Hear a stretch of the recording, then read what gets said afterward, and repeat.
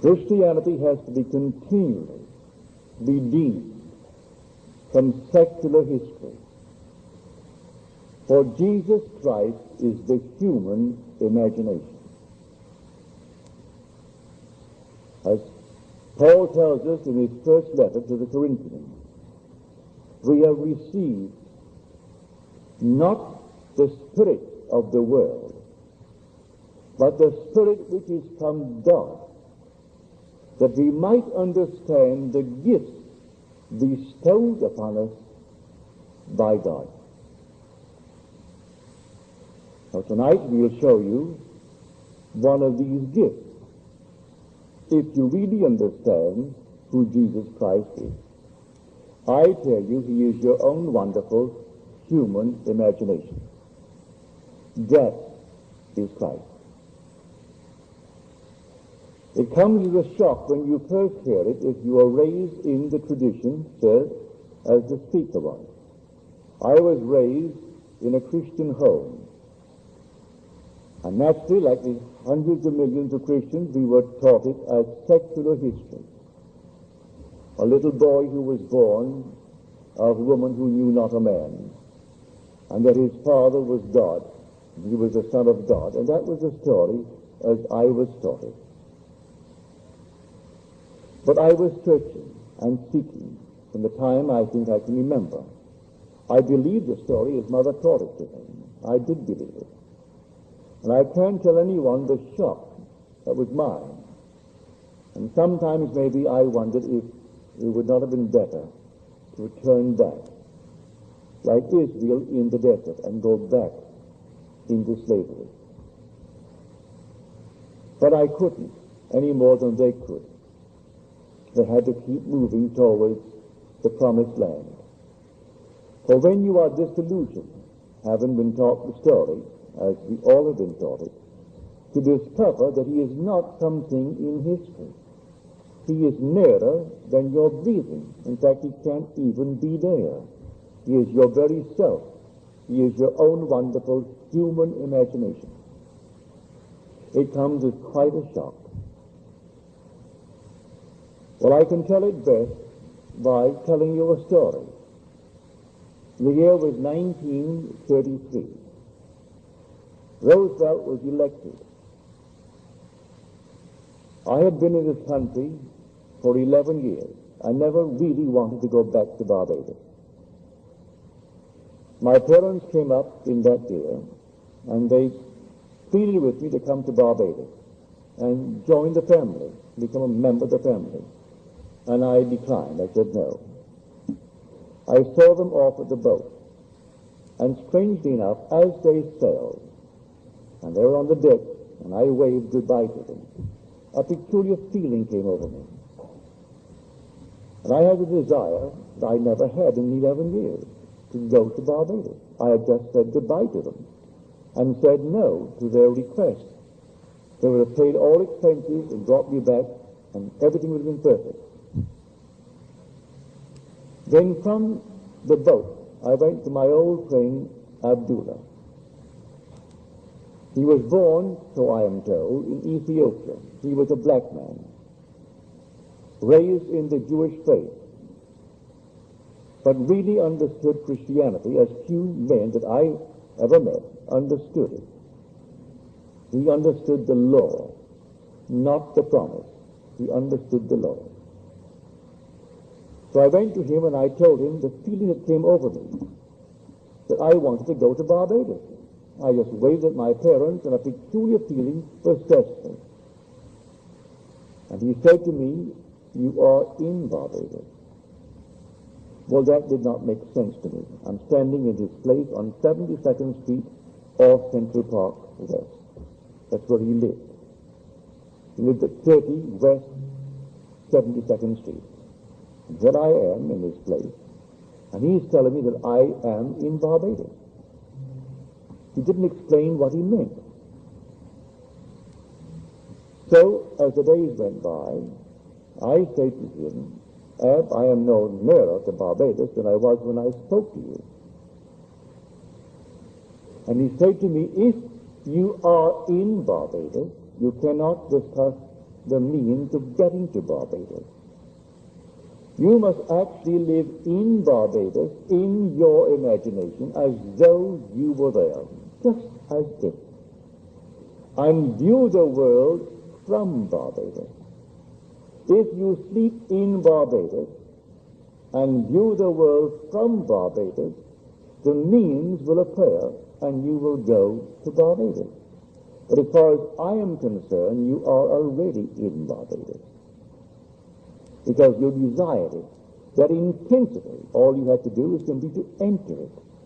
And you enter it now in New York City, even though that's 2,000 miles across water, and you aren't going to walk across water, but you enter Barbados and view the world from it. If you see the world from Barbados, then you have to be in Barbados. He did not explain to me then, but I learned later, that man being all imagination, man is wherever he is in imagination. And imagination is the God in man, that is the eternal body of the Lord Jesus Christ. And all things are possible to him. And by him all things were made, and without him was not anything made that was made. That what is now proven was once only imagined. These things I did not know then. He simply talked in the overall picture. But I did my best, and I stepped mentally in Barbados, in my mother's home. I looked at the world and saw it from Barbados. I saw New York City 2,000 miles to the north of me, the northwest. For we are on a certain latitude, 13 north, New York is 42 north. We are the 59th longitude, New York is the 74th. So I saw it northwest, as I could imagine it. I heard the tropical noises. We call this land tropical. It really isn't tropical in the really true sense of the word. When you go into the tropics, it's something entirely different. I was born in the tropics, almost on the equator. It's an entirely different odor. Sunsets go like this. You look at a sun, and the sun disappears suddenly. A ball of red light becomes green. You're looking at the sun, and suddenly, in a matter of a split second, you're seeing a green sun. You're seeing the complement of red. So we have no twilights in Barbados. The sun goes down rapidly from a red ball to a green ball, and you're seeing a green ball. So the whole atmosphere differs. Well, I put myself into that and felt that my mother and father were in their room, and that my brothers, those who were not yet married, were in the house. It was a huge, big, old home of ours. And there I slept. This was now late October. When it came to the end of November, I said to Ab, I am no nearer Barbados. He said, you are in Barbados. Then he turned his back on me, walked towards his bedroom, and slammed the door, which was not an invitation to follow him. If you understood Ab, he was teaching me a lesson, the lesson of faith. If I am actually sleeping in Barbados, no power in the world could interfere with my journey to Barbados. This is now late November. The last ship out of New York City, sailing for Barbados, was the 6th of December. I wanted to get there by Christmas. And so I could not raise the question anymore. But on the morning of the 4th or the 3rd of December, I got a letter from my brother Victor. I did not ask him or any member of my family to bring me to Barbados. He wrote a letter, and he justified the content in this manner. He said, we are, you know, a large family, 9 brothers and a sister. We have never been united around our Christmas table at Christmas since we were a family. For there was an interval between my sister Daphne and the last 2 boys of 8 years. By that time, my oldest brother had left for Demerara in British Guiana. And by then, when he came back, my brother Lawrence went off to McGill to study medicine. And we were always moving around. But this time, everyone was present but yours truly. And he said, I'm enclosing a small little draft, $50. But in 1933, when there were 17.5 million unemployed, and we didn't have 204 million citizens, we only had 120-odd million. It was an enormous thing. If you're not old enough to know it, may I tell you, it was really a horror. Well, I was numbered among the unemployed. And so he knew that I could come if the terms were there, that I had my passage paid. So he enclosed a $50 draft to buy a suit. Well, you could buy a suit in those days for $12, $10. You could buy a pair of shoes, McCann shoes, for $3. And so I went down to the steamship company, because in the letter he said, I've notified the company to issue a ticket. And then the little $50, you buy what you need for the trip, and then sign the chips. And when the ship comes in, I'll meet the ship and pay all the things that you have incurred, all the debt. So I went down to the ship. They said to me, I'm sorry, Mr. Goddard, but we do not have a first-class passage for you. We can accommodate you third class.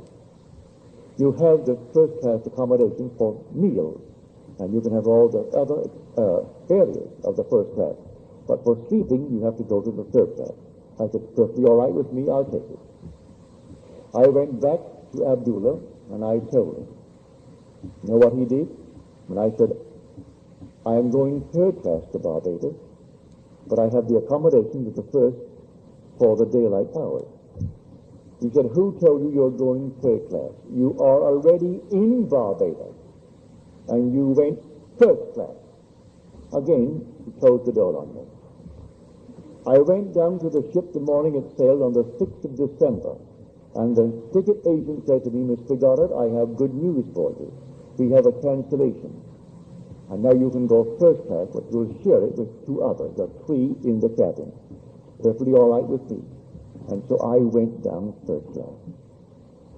Abdullah said to me, you know, Neville, when you return from Barbados, you will have died. Never explained a statement of that nature. You will have died. I'm coming back from Barbados, but I will have died. He spoke in these cryptic manner. Well, I did. I went down to Barbados. I was a strict vegetarian. I had not eaten one piece of meat or fish or fowl in 7 years. No smoking, no alcohol, no sex. Disillusioned in my first marriage, and the whole thing was simply, I became a celibate. I came back from Barbados, and in Barbados I was the same being that I was when I arrived, to the annoyance of my family. For they made all their money in groceries, selling meat, fish, alcohol, everything. And I am enjoying a trip based upon their effort, and here I am not taking what they are offering. On my way north, I did everything I had not done in 7 years. He was right. I died. That state of consciousness died. That's what died. Neville is the immortal being. That is, the inner man is immortal. I was locked in a state. The state I departed from, so as far as I am concerned, I died to that state. You see, life is nothing more than a hunger. This whole vast world is a hunger. And there are unnumbered states of consciousness